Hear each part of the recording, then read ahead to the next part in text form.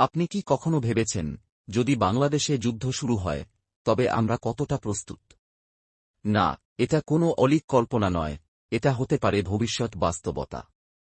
বাংলাদেশের সেনাবাহিনী দিন দিন যতটা শক্তিশালী হচ্ছে, তার পেছনে আছে কিছু বিস্ময়কর পরিকল্পনা, কিছু অজানা গল্প, আর কিছু গোপন বাস্তবতা, যা অনেকেই জানেন না। এই ভিডিওতে আপনি শুনতে যাচ্ছেন কিভাবে বদলে যাচ্ছে আমাদের সামরিক শক্তির চেহারা, কেন ভবিষ্যতের যুদ্ধ আরও জটিল হতে চলেছে, আর এমন কিছু তথ্য, যা জানলে আপনি চমকে যাবেন।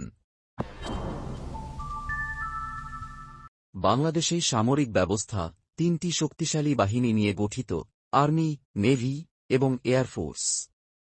ফোর্স গোল 2030 আমাদের জাতীয় প্রতিরক্ষা ব্যবস্থার একটি রূপান্তরমূলক পরিকল্পনা, যেখানে সেনাবাহিনী বর্তমানে আধুনিক ট্যাঙ্ক, ক্ষেপণাস্ত্র প্রতিরক্ষা ব্যবস্থা এবং নাইট ভিশন ক্যাপাবিলিটি নিয়ে প্রস্তুত হচ্ছে যে কোনো হুমকির মোকাবিলায়।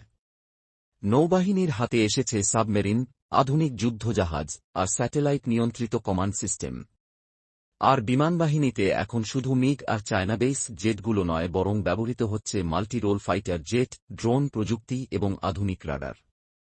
আধুনিকায়ন হচ্ছে সামরিক বাহিনী, কিন্তু এর পেছনে রয়েছে অনেক প্রতিবন্ধকতা। মূলত ভূরাজনৈতিক অস্থিতিশীলতা আমাদের জন্য গুরুত্বপূর্ণ বিষয়। ভারত, চীন, মিয়ানমার, এদের সঙ্গে আমাদের সম্পর্ক কখনো বন্ধুত্বপূর্ণ, আবার কখনো চাপপূর্ণ। একটা ভুল কূটনৈতিক সিদ্ধান্ত আমাদের নিরাপত্তার ওপর মারাত্মক প্রভাব ফেলতে পারে।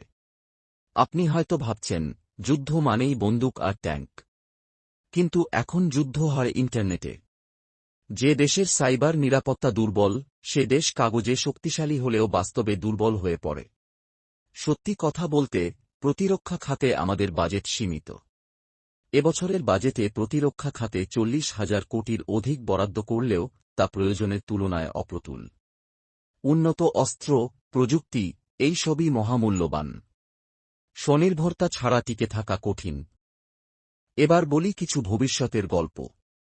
এমন কিছু পরিবর্তন, যা হয়তো আপনার কল্পনাকেও ছাড়িয়ে যাবে। বাংলাদেশ এখন নিজস্ব অস্ত্র উৎপাদন করতে শুরু করেছে। আর্মি ট্রাক থেকে ছোট আর্মস, সবই এখন মেড ইন বাংলাদেশ হতে যাচ্ছে। ভবিষ্যতে আমাদের গোয়েন্দা শক্তি আরও ডিজিটালাইজড হবে। সেখানে থাকবে আর্টিফিশিয়াল ইন্টেলিজেন্স, ফেস রিকগনিশন আর real time data analysis. Bangladesh বর্তমানে লো আর্থ অরবিট স্যাটেলাইট নিয়ে কাজ করছে, যা ভবিষ্যতে নজরদারি ও যোগাযোগে বিপ্লব আনবে। কিছু বিশেষ প্রজেক্টে এআই চালিত অস্ত্র ও কোয়ান্টাম কমিউনিকেশন নিয়ে গবেষণা চলছে। আমাদের কিছু ইন্টেলিজেন্স ইউনিট এখন আন্তর্জাতিক মানে প্রশিক্ষিত। এখন এই প্রশ্নটা আপনার মনে আসতেই পারে, এই ভিডিও আমি কেন দেখছি? কারণ জাতীয় প্রতিরক্ষা শুধু বাহিনীর কাজ নয়, আমাদের সবার দায়িত্ব।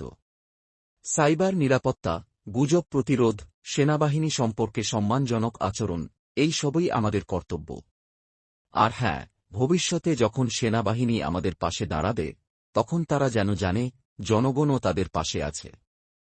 বাংলাদেশের সামরিক বাহিনী শুধু অস্ত্রধারী গোষ্ঠী নয়, এটা একটা গর্ব, একটা আত্মমর্যাদার প্রতীক। তাদের ভবিষ্যৎ নিয়ে জানলে আপনি গর্বিত হবেন, চিন্তাশীল হবেন, এবং হয়তো একটু বিস্মিত হবেন। আপনার মতে আগামী 20 বছরে বাংলাদেশ কেমন প্রতিরক্ষা শক্তিতে পরিণত হবে? কমেন্টে জানাতে ভুলবেন না। ভিডিওটি ভালো লাগলে একটা লাইক দিন, শেয়ার করুন বন্ধুদের সাথে, আর সাবস্ক্রাইব করে পাশে থাকুন।